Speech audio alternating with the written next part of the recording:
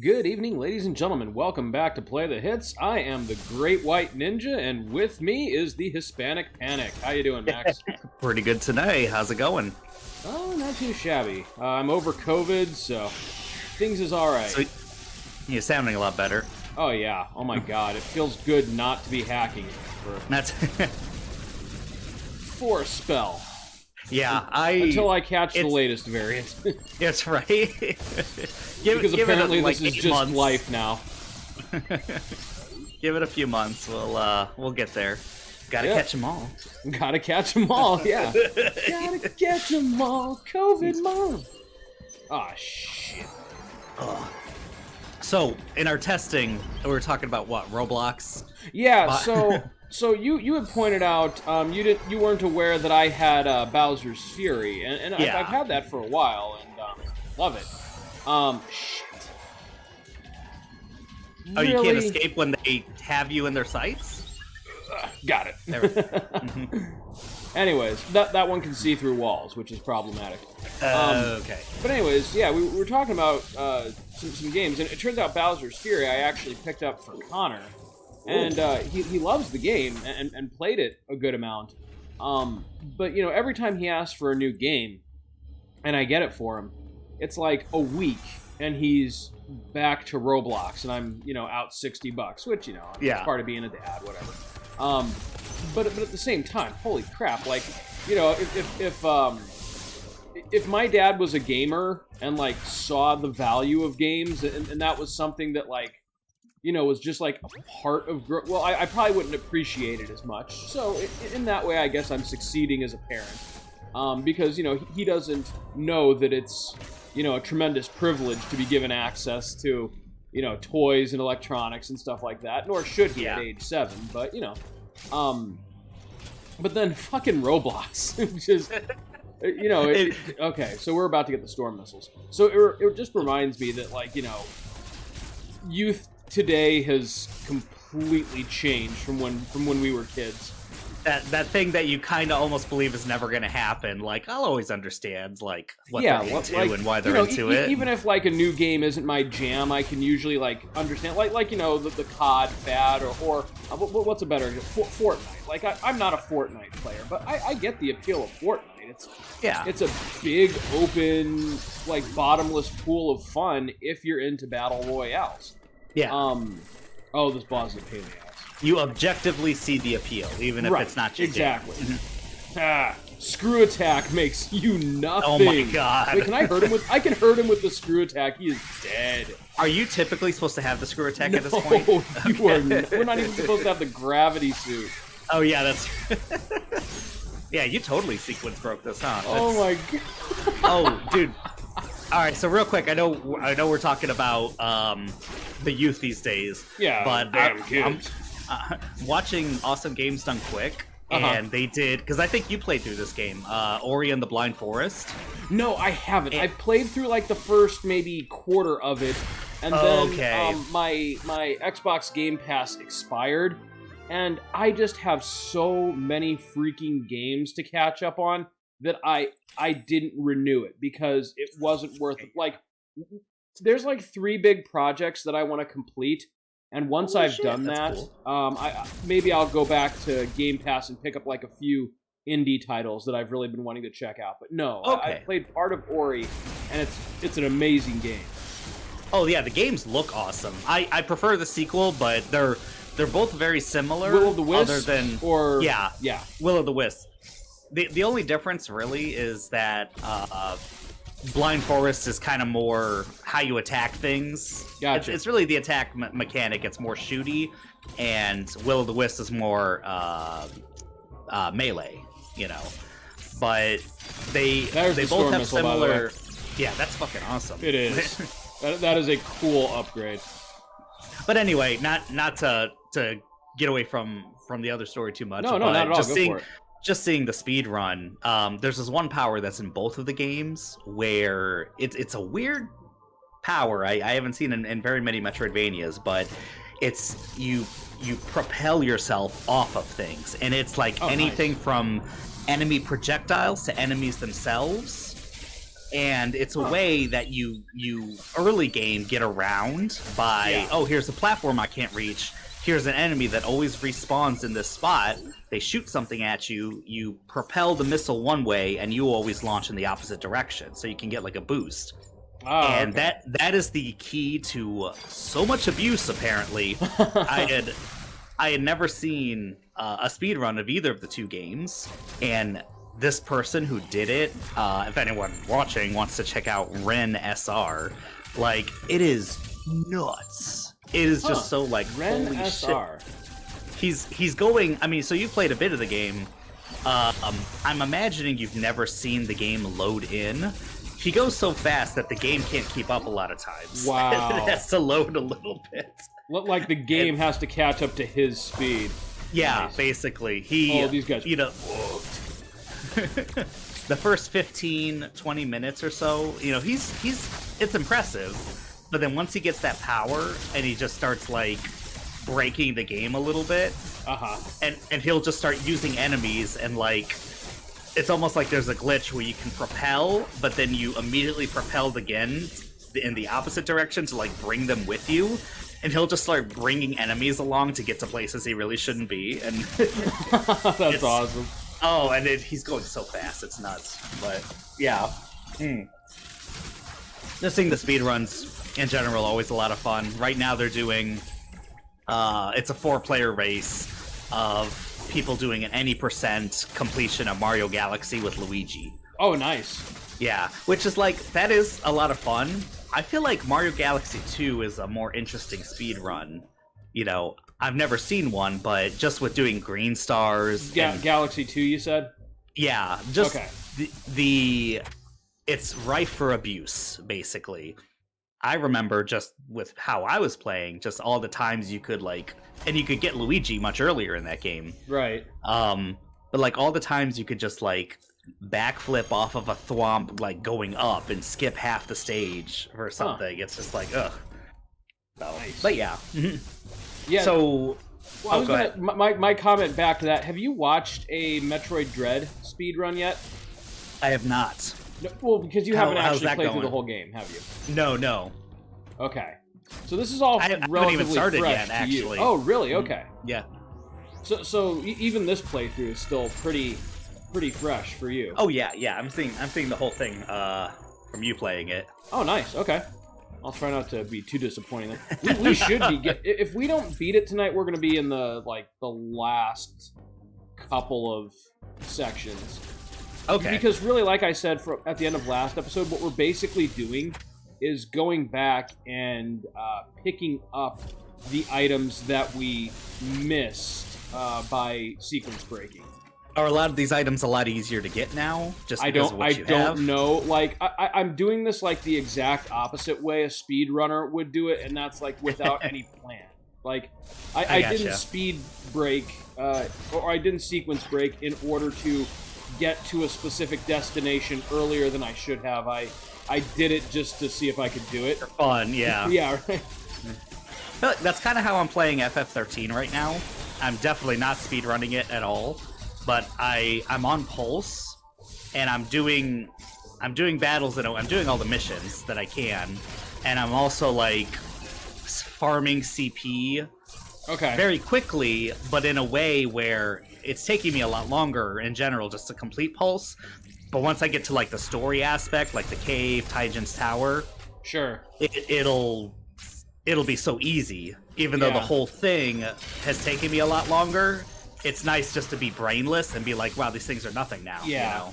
And you know, as much as I dislike what 13 stood for, it has some cool parts to it. Like the tower that you just mentioned. That's a cool. Hey, there's Space Jump. Hey, there we go. All right, so yeah, now we're definitely picking up stuff. Now we're I think really we need like the power bomb and the super bomb really. Oh, hey, we got a chatter, too. iSpecs. I don't know what that means. I'm just not good at Twitch. I'm assuming that means something. Oh, is he like... hey, dude, are you asking for the specs of my computer by any chance? Because, I mean, really all I'm doing is just running an Elgato, and playing the Switch. I mean, I could give them to you, but nothing impressive. Anyway, yeah, so... Yeah, 13 is kind of its own unique beast, and, you know, the joke there being, like, isn't every run of 13 technically a speed run because you can't go anywhere else? Har, har, har.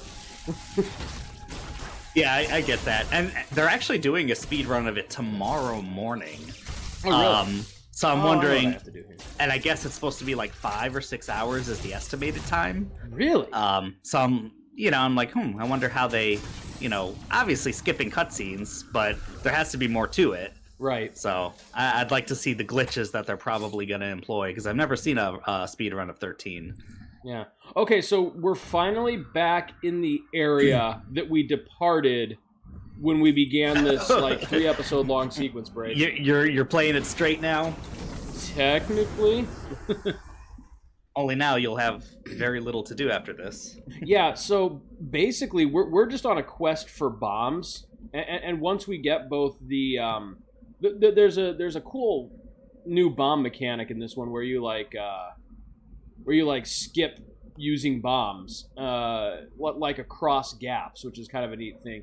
And then there's also of course, the classic, power bomb. Yeah. And really, I think that's about it. Like I think our beam is max. Oh wait, no, that's not true. We still have to get the wave beam. Okay.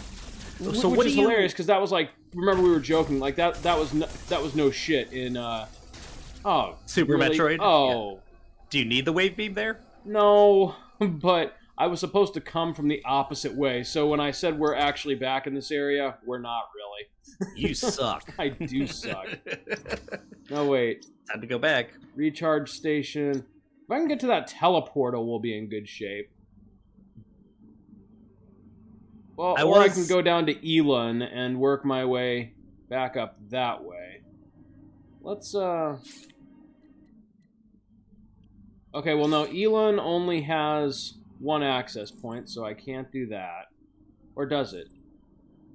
Well, let's go back here, because there were a lot of doors that I skipped just to get here, so... Anyways. And those markers and stuff, though, like, very much quality of life improvements with the map. Like, they've done... This is, like, just from looking at it, has combined so many of the best aspects of previous Metroid games. Yeah, oh, totally. Yeah, and the Return of Samus, the 3DS one, that was the one that introduced the melee mechanic, right? Correct. Well, like, and you know the whole story about that, right? And like why this is Metroid's current 2D form is that it was made by Mercury Steam, the same people who did the Castlevania Lords of Shadow reboot. Yeah, or they did the 3DS version, right? The Mirror something. Yes, but they also did the full-on 3D ones too. Like did they? Yeah, they just seem to be like called upon to revitalize stagnant properties. And they always do a bang-up job. I mean, I know Lords of Shadow 2 sucked, but otherwise, hey, Lords of Shadow 1, I have nothing against that. Yeah. No. And here, what they seem to have done is really made like the fastest, most fluid action you could ask for in a 2D platformer. Yeah, it really looks that way. I still gotta play it myself, but just from seeing it, oh yeah, you're gonna fall in love the moment fluid. You touch the controller. So I didn't know the full story. Basically, watched a YouTube of it. Is that they, with the 3DS Castlevania, that they were very much inspired by Metroid, with a lot of mechanics, but, obviously they have their own flair when it comes to, they did have kind of like a melee mechanic, I guess, in that game and just some different stuff, but they really wanted to do a Metroid game, and so I guess they had like a mock-up of, I think it was Metroid 2. Oh, no, it wasn't Metroid 2. It was Super Metroid, I think. Oh, really? And they went straight to Nintendo, and I guess Nintendo wasn't interested. Right, because Super Metroid is still, a perfectly awesome game, even by modern standards. for sure. Different, yeah. They kind of went a different direction with the speed and everything, but oh yeah, still great. I would be curious to see like what a remake of Super Metroid would look like, just if for no other reason than just to see like, can you make a game that good somehow better? Yeah, that would be the most thing that I'm interested in, because it's like I don't feel like for aesthetic's sake you really have to remake Super Metroid unless you're doing it totally different and it's like a la Metroid Prime or just a 3D Metroid somehow. Yeah, I can see that. If you're doing a 2D version, it's like, I don't know, Super Metroid in my mind still hasn't aged enough yet. Yeah, no, I think a lot of people who play it today would agree. Like, you know, it's not mind-blowing graphics, it's 16-bit, but that was never the point. I mean, it looks good. It looks really moody and atmospheric, and you know, it was like already right. There 16 bits, you can get artistic. Yeah. And there are 8 indie bits, games that are released today that basically go out of their way to try to copy what Super Metroid accomplished. Exactly. Yeah. It's like Metroid from the very beginning needed like a good makeover. It was just the technology of the time. Right. You know, starting with the Super Nintendo, you know, there was very much a wide gap between the first games and then what was actually possible on that system. It was pretty powerful system for the time. Oh yeah, totally. And Super Metroid, I just feel like is never going to look dated. No, I don't think it can. Again, just because like graphical fidelity aside, it just hits such a sweet spot. Yeah. But shit, now I'm confusing the Metroid guy with the Castlevania guy because Igarashi is Castlevania. But anyway, correct. So Nintendo was like, you know, no, we're not interested, and I guess it took months before it made its way to what's his face, who I always think died, but he didn't. You know, he's still alive, and he heard about it and he was like, oh shit, okay. So then he played through the Mirror of Fate himself on 3DS and he absolutely loved it. Right. And he flew to Spain himself, like, to be like, no, I'm gonna talk to these guys. So I guess without his direct influence on this, the, you know, Return of Samus wouldn't have happened, and this game wouldn't have happened, you know, at least in its current form. Yeah, and Return of Samus is probably one of the better 3DS games, too. Yeah.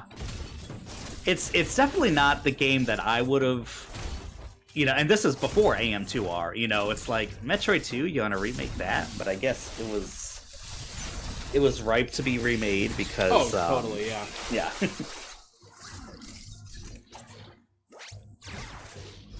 There it is. I can remember what I was doing there. Yeah, no, and like I said, we've talked a little bit about, you know, Metroid 2, and even though that game was excellent, like I said, is one of legitimately the better 3DS games. Like, it came after Metroid AM2R, and, you know, I'm sorry, like, that isn't just the best fan game ever made. That's one of the best Metroids ever made.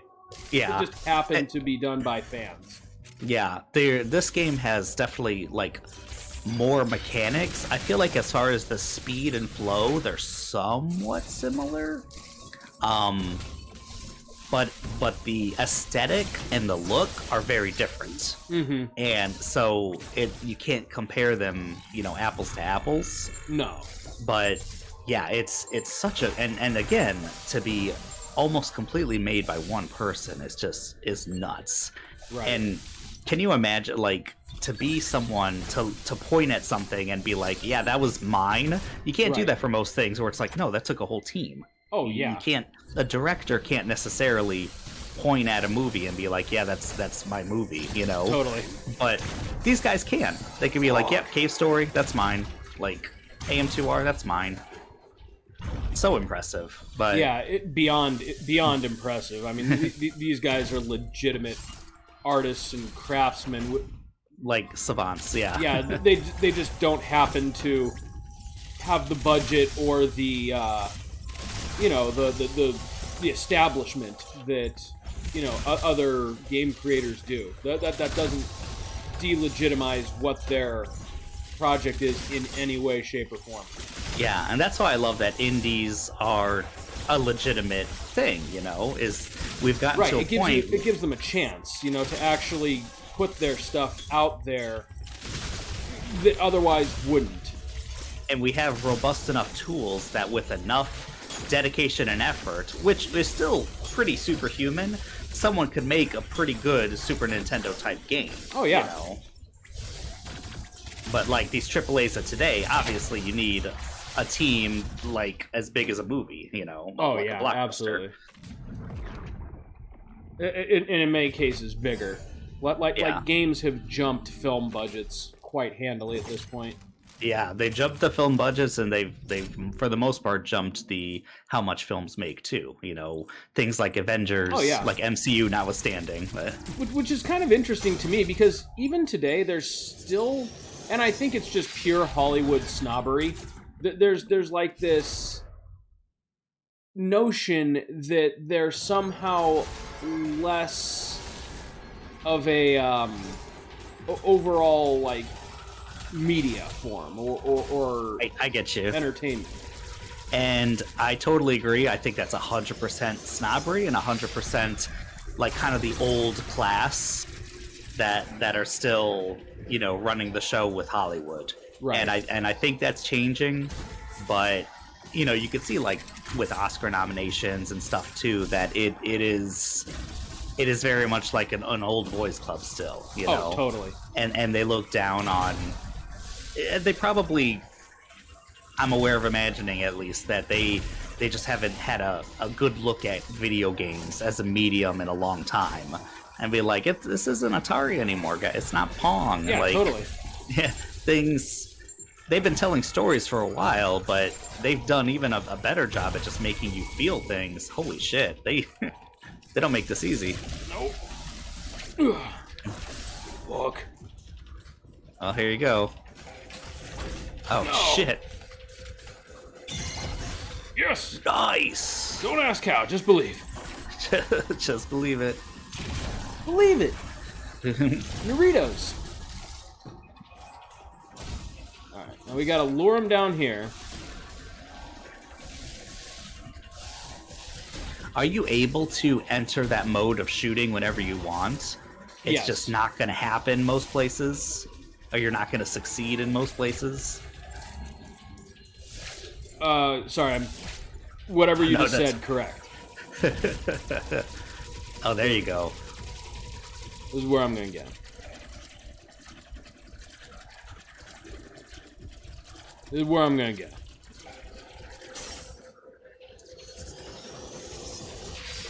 There we go. Okay, nice. So what were you saying? Sorry. Oh no, I was just saying that you can enter that mode of shooting anytime you want, right? It's just that over the shoulder look. You just need a nice long hallway to actually be successful. Correct. But you can only enter it when you have the hyper beam thing that we just got. Yeah, and then when you get that, them, it's gone. Yeah. There's the wave beam. Hey, okay, yeah, dude, we're flying through these power-ups here. All right, so we got, like I said, 2 bomb upgrades to go, and then it's pretty much a straight shot to the final boss. I mean, we can get a couple optional stuff. Couple optional items, of course. Oh, that feels so good. That is amazing. That's the stuff right there. Okay. And that's better than oh no, I guess Super Metroid, it was the same thing with thin platforms. Correct. Well, no, you got the wave beam and it could go through everything. It went through everything? Yeah. Did it? Well, the hilarious thing about Super Metroid, though, was they gave it to you so early. Like, yeah, they did. In the more modern Metroid games, it is an end game thing. Like, you get it, and, that's game over for common enemies. Yeah. Along with the screw attack. Yeah, it's kind of funny if it went through everything. It's like, yeah, that is kind of busted a little bit. Right. Yeah, I definitely won't say nothing Super Metroid. Kill us. Like, Super really, Metroid's definitely not the hardest. So you were saying what? Sorry. I was just gonna say Super Metroid is definitely not, one of the harder entries. Oh no, no. In fact, it's markedly easier than than this game. I would have to say the original Metroid is probably harder, but aside from... Well, yeah, but that's a different kind of hard, though. That's like...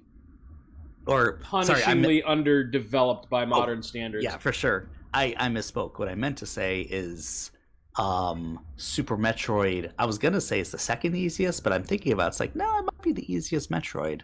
Yeah, maybe. Probably. Like overall, just because like you can get so OP. Like the moment you get like the freeze beam, for instance, and enemies just halt in front of you, that's kind of it. I mean, as far as like regular enemies go, there's like I think of Fan 2. You know, there's some tense boss encounters. But overall, like you said, it is not by any stretch a difficult. I don't know. I never got a grasp on Other M. How's the difficulty there? I remember there were like some punishing encounters, but overall not terrible. Yeah, Fusion, I don't think, and again, I haven't played Fusion in a million years, but Fusion wasn't too bad. It's Zero Mission's definitely harder than Fusion, for sure.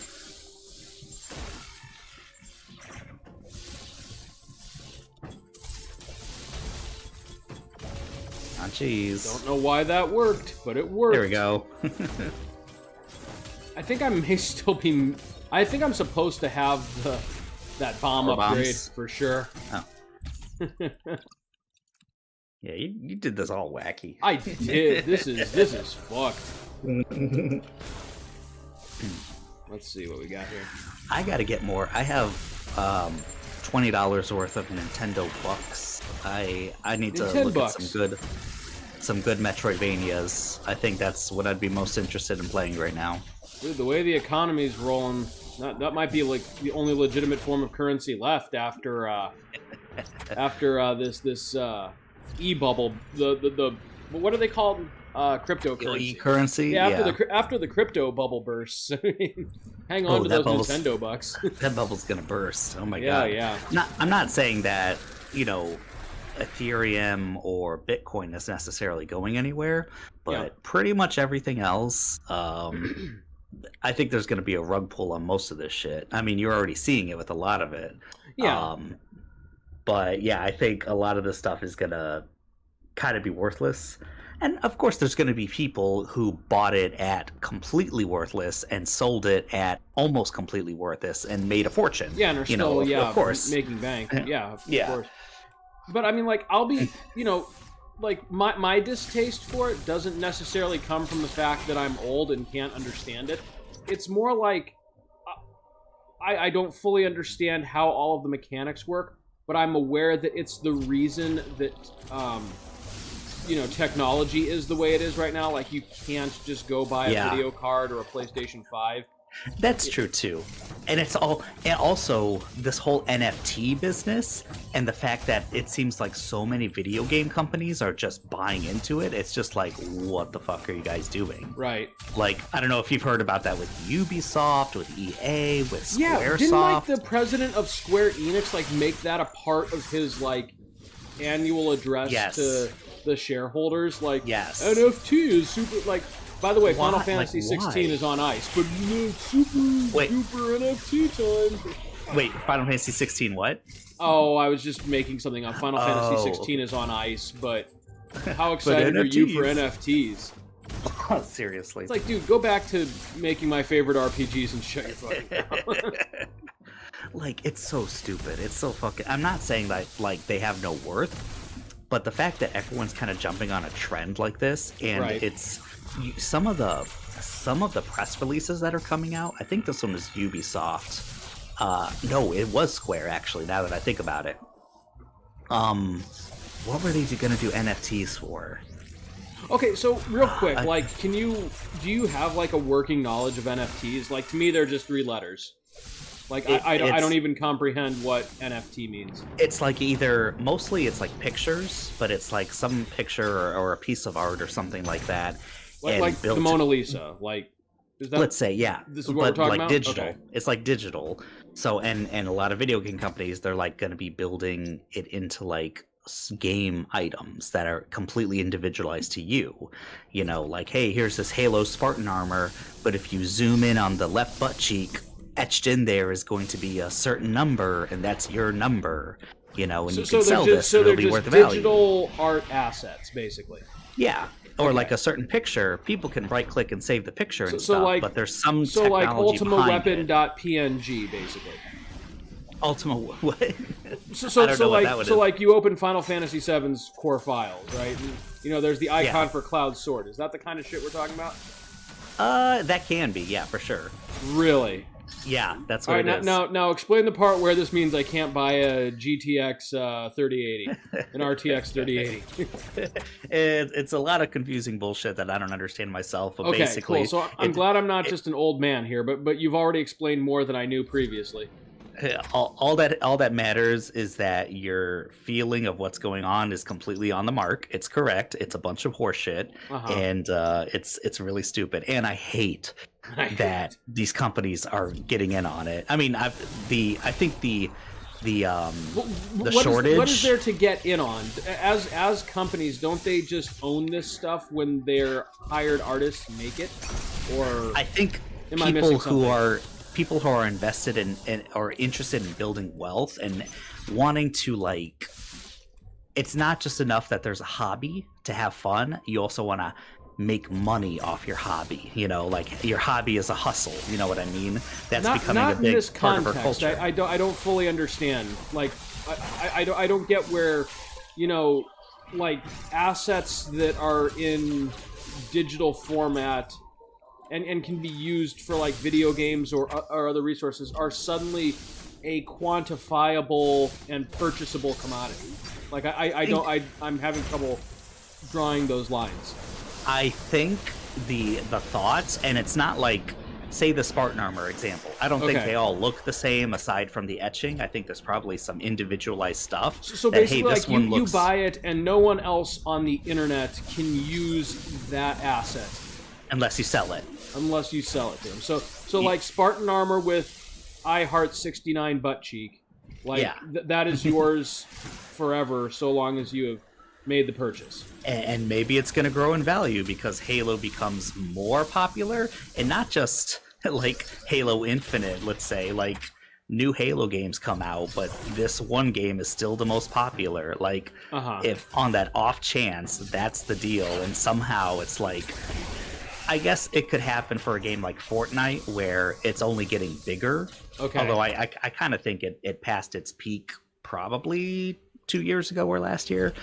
But it's like, oh, this game's getting even bigger, so individualized items are going to have even more value in the future, you know? Okay. That's the only... And now again... I'm starting to understand a little bit.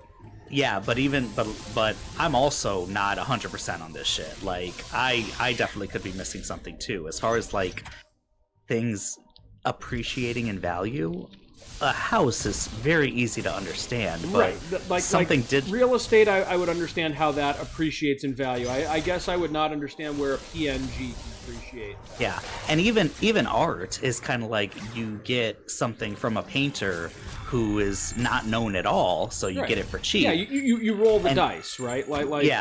You buy a 2018 Chris Beck sketch, right? And Chris Beck dies in a car accident. Who the fuck is Chris Beck? And right, yeah, but then when Chris Beck, you know, eats it, all of a sudden, like, oh hey, this is a commodity. He only did so many of these sketches. Yeah, or maybe he eats it in a crazy, spectacular way, like I go and I you know, dick punch Donald Trump and 6 of his armed guards come and, you know, destroy me. And then people are like, wow, that's a crazy thing that this guy did. He was an artist, by the way. Oh, you know what? His stuff is actually pretty good. And then all of a sudden you're on everyone's lips, you know, in a very good way. There's no bad way to be on people's lips. Suddenly a Chris Beck is very in demand, and you bought it for, you know, $20. So... But again, when it comes to fucking Ubisoft or something, it's like, it's a lot harder to imagine what's going on, you know? And dude, that address you were just talking about, or I think it was like to shareholders. Damn it. But what he actually said was like, for individuals that only play games for entertainment, and it was just like, you robotic sounding motherfucker, like Right. you only play games for entertainment. It's just like, just shut up right there. Like, it was, I saw the press release, and it's just like, so like reading it makes your blood boil. Is he talking about streamers, or no, he's talking about this part of the NFT kerfuffle that I don't understand? It was part of it. He was explaining NFTs, but what was it? Like, basically, he was comparing people who make video gaming as like a hustle, which, yeah, professional streaming is part of that, but also like having assets. This is going to be the new thing, having assets and having them appreciate in value. And it was like, versus people who just play games for fun. But it wasn't even, it was like worse than that. It was almost like, how he said it was kind of like, yeah, there's always been this distinction, of course, you know, there's these people who play games, well, they do it like just for fun. And it's like, what so like is he saying that like Square Enix intends to make the bulk of their business like quote unquote professional gamers? Yeah, definitely don't think the bulk of their business or anything. They want to appeal to, and I don't even feel like it's professional gamers. I feel like it's people who just like building wealth any way they can. These are the people that would be into this stuff, aside from the people who just buy it on a lark and are like, sure, why not, you know? So like, but okay, I gotta find this shit. I'm gonna send it to you. Then, like, so Square Enix plans on releasing games where there is a NFT-driven reward for playing, like well, not a reward necessarily. Like, you buy it, but So in the game, like the loot boxes, you buy a loot box, but instead of like a gun or a new piece of armor, you get an NFT. Yeah, let's say that. Yeah. Whoa. Because the loot box you actually pay money for. So. Oh, fuck that shit! Actually. Let's see if I can find it. That sounds like the farthest thing in the world from fun. Right. To me. Right. Exactly. And it's like, if you're actually focusing part of your business on like. And here's where I don't get it. Like, everyone, it's not like some crazy thing that one or two companies are doing. Like, all of a sudden, everyone's jumping on it. So this is becoming like a marketable future for the gaming industry. I also feel like it's like a few people, you know, the good old boys meeting up a couple times a year who are just deciding, we're gonna steer the ship of video games this way. You know what I mean? No. Whether people actually like it or not. I have to say, man, I have to feel like most normal people are also out. Like, I don't think this is what 90% of people want. Yeah, no, dude. All. Like, I just want to like pop FF16 into my PS5 and enjoy myself. Like, I could give two shits about, you know, like what art assets are attached to it, or what like I could potentially procure for myself by playing this title. Like, I am not into it. Okay, here it is. So this is from, doesn't even say his name. Yosuke Matsuda, the president and representative director of Square Enix. So this is his New Year's letter. And there's a bunch, it's like 15 paragraphs I read long. it, but I like I said, I did not comprehend the NFTs. Oh yeah. The line that got me was this one. I realized that some people who, quote, play to have fun, end quote, and who currently form the majority of players have voiced their reservations toward these new trends. It's like, fuck you. Yeah, a little bit. Now that like I understand what, at least on the surface, like what it is. Yeah, that's bullshit. And yeah. I'm sorry, dude, but like those players who played for fun, they're the reason you're one of the top game developers in Japan right now. Yeah, those are the people who also like give you the money. Yeah, exactly. We're the ones who are making it so that you can, you know, sell NFTs to scalpers. And then the very next sentence, however, I believe that there will be a certain number of people whose motivation is to, quote, play to contribute.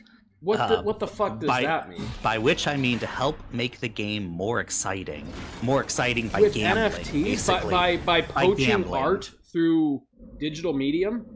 Yeah. No, like that's how you make the game more exciting, by having winners and losers like in real life with money. like artificially Like, driving up the price of certain assets, but like in a video game where you're supposed to like have the opportunity to just escape all that real world bullshit.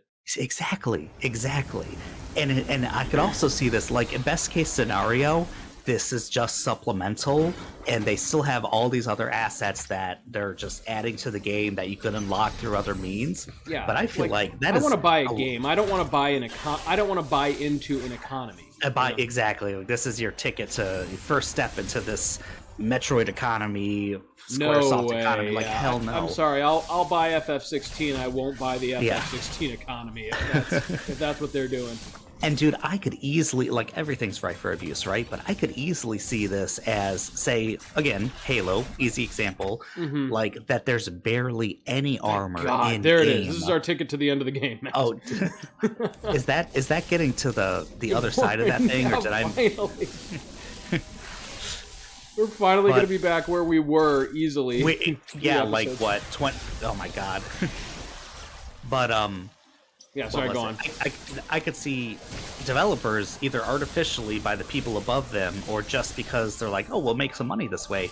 They don't put a whole lot into the game. They're like, well, no, everything's going to be individualized. There's almost nothing to unlock aside from the main story. You just buy these things then if you want to be individualized, and there's no other way to do it. And of course, that's how you're going to get people to buy the majority of it. So that's definitely going to happen. Like, we're going to see that, where you're not going to have a lot of options for customizability in game. They're going to be like, well, no, you want to customize, you buy it. Everything's going to become Fortnite in that way, you know? So like, potentially then, and again, like, I'm not trying to put words in his mouth, but let's use FF16 as an example, a game that I actually give two shits about. You buy FF16, right? And, you know, in addition to, like, all of the usual things that you can expect from a AAA launch today, like, you know, side story, DLC, and additional endgame quests and optional bosses and things like that. Like, if I don't want to participate in the forced economy of digital assets, I can expect to own, perhaps, like, the in-game default vanilla armor, which looks bland and uninteresting, or for a price of an NFT, I could buy, like, the ultimate Dragon Slayer armor, right? Yeah, I could easily see that's where it's going. Yeah, fuck that. I'm sorry. No way. No, I opt out if possible. Like, if their this is where we would have come as from. as many people to buy in as possible, don't you have an incentive to make the armor in game, the only stuff you can get, kind of look uninteresting? Yeah, right. Like, you know, you just get, like, the bland t-shirt that he wears for most of the game, or again, you get the Phoenix Rising armor. Yeah, like, DLC in general, when they were first doing it, and how a lot of games still do it, it does leave a bad taste in my mouth, but because I just got used to it, that I was like, hey, I don't have to do it, you know? Where it's just like, oh, you can get make the game easier by getting these guns in the beginning. It's like, yeah, but the game's still playable without this shit. Yeah, you know? Right, like, you know, in a weird way, I'm less opposed to play to win, because you don't necessarily have to do that, especially in a single player experience, right? Yeah. I mean, yeah, it kind of sucks that they would use grinding as an arbitrary punishment in order to incentivize me to pay them, but at the same time, the choice is still technically mine. Yeah. Now, and a good developer doesn't make it feel arbitrary. Yeah, right. It almost feels like progression still, you know? Exactly. But by that same token, though, like, you're right. If people who don't buy into NFTs are stuck with, you know, like, the beginner's edition of the game because they're not forking out extra in addition to their $60, $70 price of admission, then that is some hardcore bullshit. Oh, yeah. And that would actually be enough to make me not participate in future entries of, you know, my beloved RPGs. And it's like, yes, we were just talking about that. Games, their budgets usually exceed blockbusters now.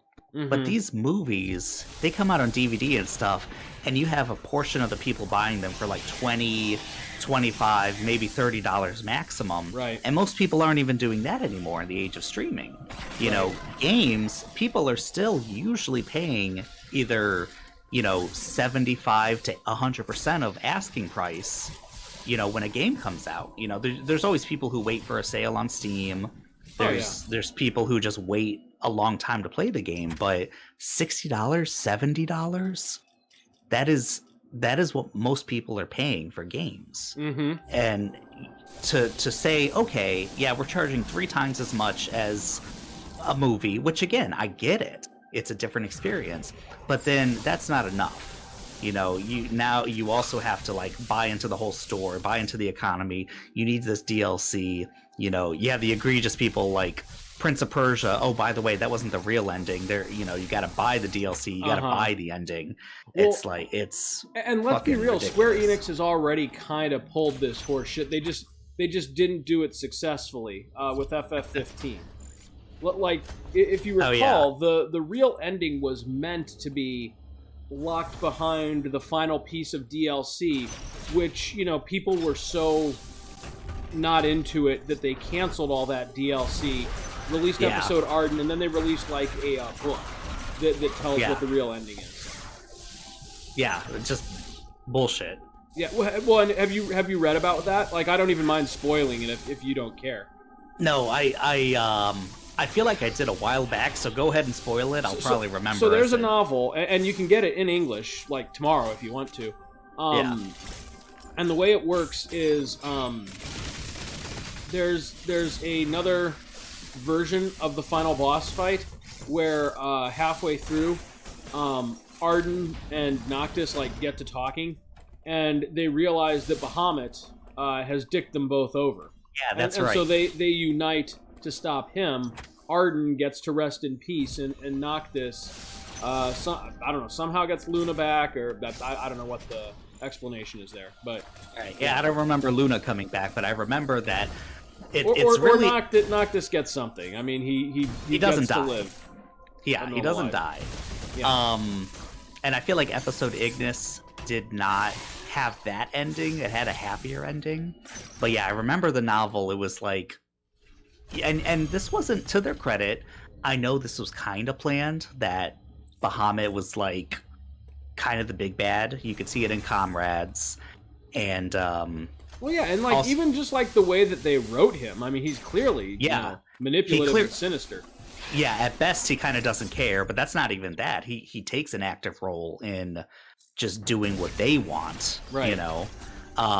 Which I thought was kind of a cool twist on the whole Eidolons thing. Yeah, they're like these old gods that are manipulating the world. I mean, yeah, that is a cool twist. And yeah, and but we're getting sidetracked. Like that's true. That's true.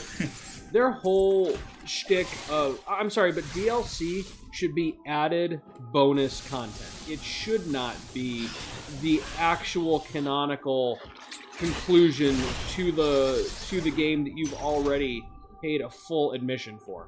For sure. Yeah. And maybe I'm alone in that sentiment. Like I can see like okay, so this is subjective. But like if the ending is satisfying, and it draws to a close the full narrative, and you want to add like an alternate ending, like kind of a what if, that's fun. And I guess you could argue that that's what they're doing here, but I don't know. To me, it feels different. It feels like it is a good ending and a bad ending, and if you want the good ending, you better be willing to pony up. A little bit, for sure. Just because there is such a difference. Oh, is this an actual boss? I was about to say, what's up with this guy who just came back? Like... Yeah, it kind of surprised you, like... Yeah, like all of a sudden I'm actually fighting here. Yeah.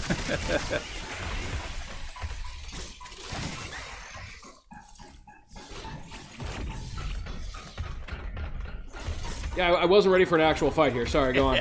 No, it's okay. I completely forgot about this. I mean, clearly I fought him before, but... Those udders? Like, ew. Oh shit. Okay. Whoa. Well, all right. Well, now I know to expect an actual fight. Yeah. Anyways, yeah, you go on. kind of lost four like, energy tanks quick. So like I can kind of see how I'm even sounding like a little bit two-faced, saying that like I'm on board with certain kinds of extra purchases, No, dude, but not it's not others. two-faced at all. It's not two-faced at all. I know exactly. I take your because meaning. again, though, like what constitutes a good or a true ending? That's kind of subjective. Like some people might have played FF15 and thought, yeah, that was a great ending. Whereas I play it and I'm like, okay, so there's a lot of unanswered questions here. Yeah. Like why should I have to pay extra money or buy the book in order to, get the answer to those questions? Yeah. I mean, if it has to do so much with the main story, the DLC, then I think that's your answer. Then that means, that probably should have been in the main game. And with FF15, what was supposed to be DLC and ended up being the novel, that is the main story just retold, and arguably an ending that they probably think more people would have wanted, and they're probably correct, you know. I mean, you think about Witcher 3, we bring that up a lot as an example. The DLC they ended up having, hey, if you like the game, here's some more adventures, with Geralt and stuff. Oh shit, I didn't even see that. What hit? Wait. What was hitting me? You had like 2 freaking energy tanks left. What was going on? I don't know. Like maybe it's just because I'm watching on the smaller you? screen of my computer monitor, but I couldn't tell what was hitting me right there. I saw the blue dots after I got hit, but I wasn't sure what I was supposed to be doing to avoid. I'll try to pay more attention this time. Yeah. Yeah. No, I thought good. you were avoiding them. What was I gonna say? All right, Chris. What if the DLC, like the Wine and Blood, the bigger one, had to do, instead of like a vampire or something, part of the Wild Hunt came back? Yeah, right. And Ciri was in danger again. Same price. Would that be okay? Like, yeah, totally. I mean, right. I shouldn't say would it be okay. It's no, more like, because it wouldn't be okay. This leaves a worse taste in my mouth, like for sure. But it had nothing to do with the main story that you invested 200 hours in. It was a completely different story that was awesome, Right. And we happily paid for that because Witcher 3 was awesome. Yeah, you still got the full story, even if you didn't buy. God damn, those things are difficult. crazy. That takes like half of your health. Oh my god. But yeah, no, like you completely didn't have to buy any of the DLC to get a full experience out of that game. Yeah, to get the full original story that they were telling, Okay, here's the thing. Here's the thing that hits me. What is that? Wow. Okay, but those red beeps take 2 tanks off of you. Oh yeah, handily. That's crazy. I think what I want to do is morph ball under them instead of try to jump through them. Okay. I think. Don't quote me on that. We'll see what happens here. I was not expecting this to be like the hardest part of this episode. Because that's an actual enemy in other parts of the game, yeah, right? Right. So the X parasite's just learning and Correct. third time's the charm. Making it worse than it was. So yeah, like I'm gonna be honest, like diverting back to the game we're actually playing here real quick. I don't remember this boss like at all. Like he was such a non part of my original playthrough, I guess. Oh shit. Yeah. Okay, well, can't do that either, I guess. Wait. How much did that hurt you? Do you start with 6 tanks? Yes. It basically does like a full energy tank every time it hits you. 2. Oh, 2, okay. It does 2. Yeah, that's the okay, now most how do devastating attack. Oh, what do you do to dodge that one? Maybe I have to get over him? Yeah, I was about to say, like, even if you get hit, how much energy does that take getting hit by him? Because 2 tanks from 1 hit is definitely the most devastating thing I've seen in this game. That fucking thing.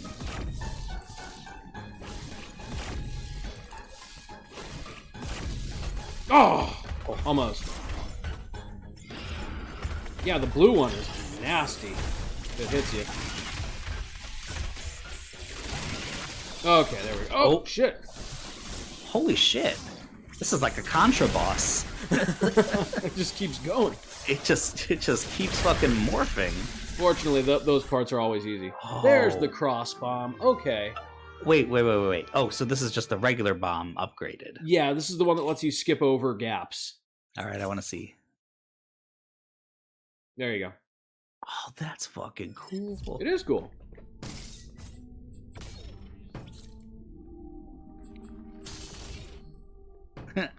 Cool. So basically, they've like canonized the bomb jump as a legitimate strategy. Yeah, it's kind of like, hey, do you suck at that? Well, you need to get this item then. You're gonna love this. For $3.99. No, just a difficult boss fight later. So that didn't register as a difficult fight the first time, huh? No, like I wasn't even thinking about it. Yeah, see how that works? That's cool. Okay, cool. Boom. Okay. And now we've got the screw attack, which we're not supposed to have. Or maybe we are supposed to have the screw attack there. Maybe not. I don't know. Anywho. Alright, what the hell were we talking about before NFTs? I don't know, but NFTs really derailed us and pissed me right off. Yeah, they pissed me off too. Oh my gosh, like that I can see as potentially like ending the traditional game industry as we know it, because like I definitely see it dividing if developers people. Basically have a way to, create something like Fortnite that's just like a addictive moneymaker, but then attach like a bottomless pool of income to it, you don't think that any corporate fat cat in their right mind isn't gonna jump on that instead of making a AAA title for $1 billion that's only good for 60 hours? Exactly. And the people who are not the developers that are making the actual business decisions, they're going to ruin it for the people who actually make the games and like making games, and they're going to make them hate making games. So essentially, I think what we're going to see in the future is like AAA is essentially going to be, a money pit. Whereas, if you want to play like a classic style Metroidvania or an RPG, you got to go indie. Yeah, that's exactly what I was gonna say. Which also kind of sucks because indies with their lower budget tend not to have like physical releases or kind of the cool extras that you get with AAAs. But what I think they will have is very talented developers who get sick of the AAA industry and that cycle, and they'll start starting their own studios, and just trying to not be beholden to like big shareholders. Yeah. Well, and the industry will shift like it always does when something crazy happens. Oh, totally. But huge AAA games, because there's still a spot for that. These huge games with huge budgets that push the boundaries of like graphic limitations and stuff, those might be really annoying for a while. Or they might kind of go away not go away. They never will, but...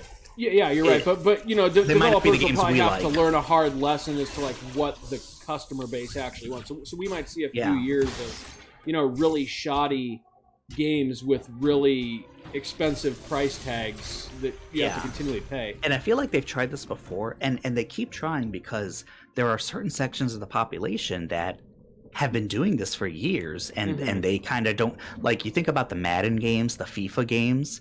That's a completely different player base from, I would say, most gamers, the gamers that we kind of associate. Sorry. This is cool cinematic. Yeah, it is. All right, what's going on here? I wasn't in control of my body. But yeah, no, that's X-Parasite stuff. You'll see. I totally get where you're coming from here. Like, it's just such horse shit that's even a potential trend in the gaming market. Yeah. Very, very annoying. Oh, yeah, so like sports games have been doing this for years and years and years, kind of successfully, unfortunately. Yeah, there's certain aspects, and you got Fortnite and games like that. Certain aspects, they're successful, but I think as they try to do it with other things, okay. Ooh. Shit's getting real here. It is.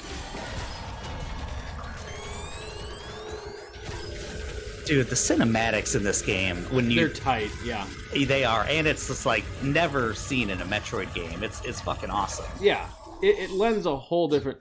Like I don't think a Metroid game should be overly plot heavy, but this game walks that line just fine. It does. It's kind of how I think Breath of the Wild did really good with plot. Yeah, actually. And a big part of it was there if you wanted to see it, and you didn't have to. But I think this game, the plot does not go against the isolationist aspect. No, not even. It's still very much Samus figuring out what's going on herself, you know. For the most part, you know, you do have What's-His-Face that you're going to battle, and What's-His-Face that was killed. Ravenbeak and the Doctor, yeah. Yeah, but that was such a small part. I think this game really does toe that line so well. Oh, that's right. We learned this lesson the hard way last. Okay, I'm gonna die here on purpose, so that I don't get like 80% of the way through that fight and then lose. I forgot how to break his shield. Oh, once you break the shield, it's a lot easier, right? Yeah, absolutely. All right.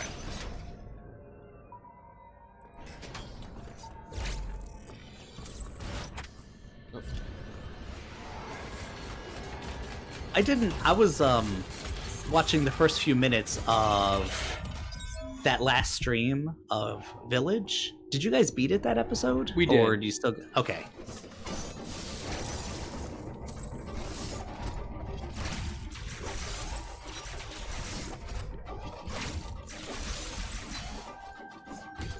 There it is. Nice. Now he's fucked. I was just about to say, like, you can use those homing... Oh, yeah, because I saw you doing that against the cow boss. Sometimes I wish you could see a health bar just to see, like, how devastating is that attack? Yeah, right? I want to know. But Metroid has never embraced the RPG aspects of Metroidvanias, you know? No, not even a little bit. Which I'm cool with. Yeah, no, it's its own thing. Oh, shit. Oh. Chris.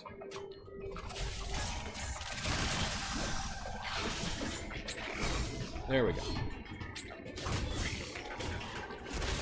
Yeah, that one wasn't so bad. My god. Samus is just OP now. Yeah.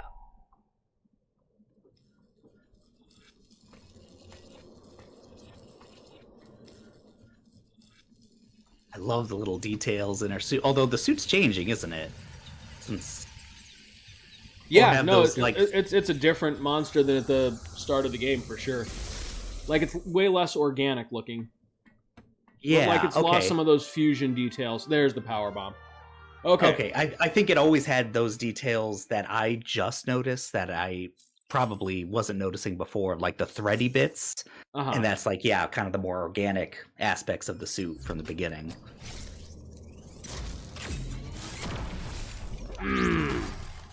Did nothing.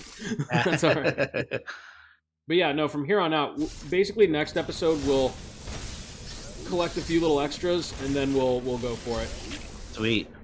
What is it that you really need to get to the end of the game as far as like we have everything we need essentially. Okay. Like this is it. This is fully maxed out Samus. Sweet.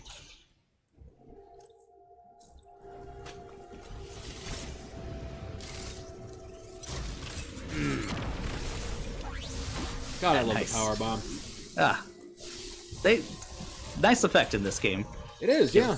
Proper power behind it. It's also really super reminiscent of Super Metroids. Of Super Metroids, for sure, yeah.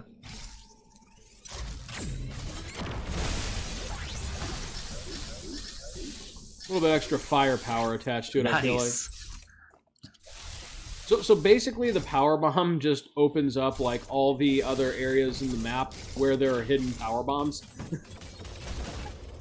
And I imagine you need a power bomb to get to the last part of the game. Correct. Because it seems like it was sort of the last thing you get. Yeah. The power bomb is definitely like we're totally back on track now. We've come full circle. The sequence break. The sequence is no longer broke. Uploading data. Fuck, Really, all we did was make. All we did by sequence breaking was make a couple of bosses harder for me. Seems like it. Except Kraid. Kraid was a little easier. Kraid was We got the easier. bombs. What was the frickin' thing when you had to cool down the lava? Oh yeah, no, we shouldn't have something. fought that until we had the space jump, the storm missiles, and the gravity suit. And the storm missiles? Yeah. Fuck. that boss was not meant to be as challenging as I made it look.